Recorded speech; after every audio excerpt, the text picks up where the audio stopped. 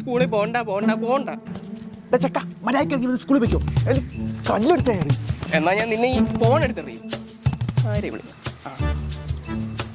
രഞ്ജുവേട്ടൻ ചത്തു വെക്കടി. അമ്മ എന്റെ ഫോണ് എടാ കുരുത്തം കണ്ട ചക്ക മര്യാദയ്ക്ക് സ്കൂളിൽ പോടാ. എന്റെ ഫോൺ എന്നിട്ട് ഞാൻ സ്കൂളിൽ പോകില്ലടാ തെണ്ടി. സ്കൂളിൽ പോടാ, നീ ചന്ദനിൽ പോടാ. ഞാൻ പൈത്തൺ ഡെവലപ്മെന്റ് പഠിച്ച് ലൈഫിൽ സെറ്റിൽ ആകൂടാ.